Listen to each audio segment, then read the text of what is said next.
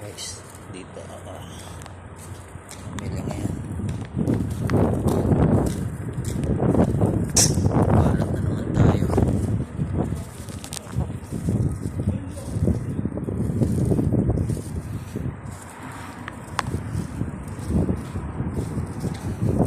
Yung lugar namin dito guys. Kaya keep safe everyone. I know it's really cold right now, but still we need to try to manage guys. At the end of the day, everything is okay.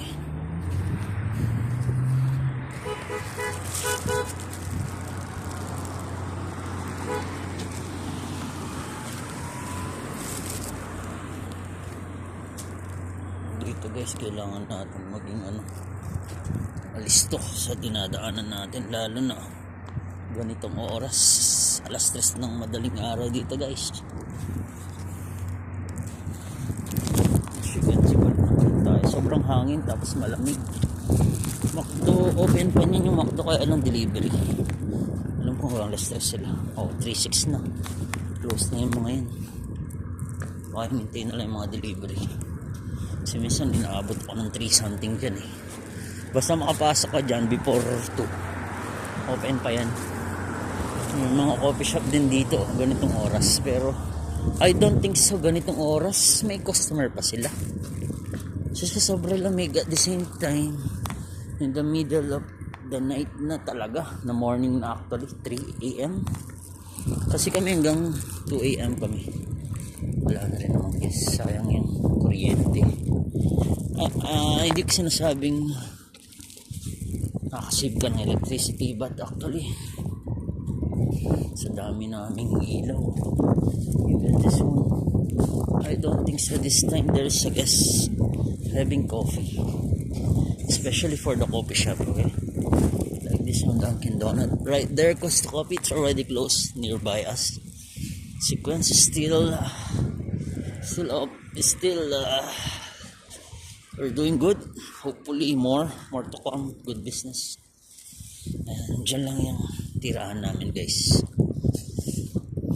Hopefully maging maganda yung business namin, pray for better and more success in the future with the owner. And we have a nice owner, nice business, hopefully more to come, and we can handle and enjoy each and every one. This one I don't think so, maybe it's just a water reservoir, like they said. I don't know, I thought before it's just a for train, this one, but they said it's just like a canal or creek when the waters flow, but actually it's just like that, it's just like a train, for train, right? Do you think? Anyway, this is our way. We are in Fakriya, Dammam. Like we're very near in border of Dammam and Riyadh. This side. That's it, guys. Right now it's really windy, guys, outside. But I try to go outside because I'm quite hungry. I buy some food to eat. Light meal for bed. I had my vitamins already. And there's some construction right here near our house. This is our house on the second floor.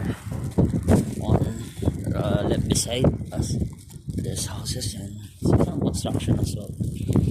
There down our villa, there's some install establishment, laundry, hardware, for cars, stickers, air condition, fridge, or barber shop, and this one for the paints. And now we're coming inside our home, right there, upstairs.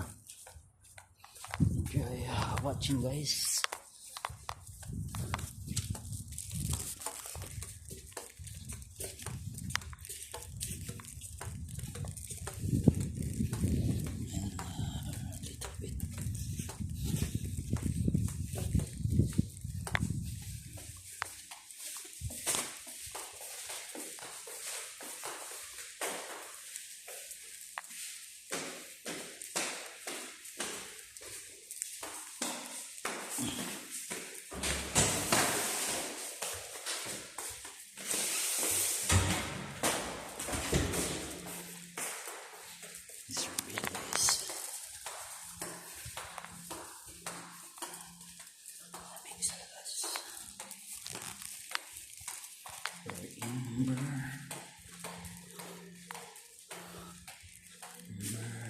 na yun.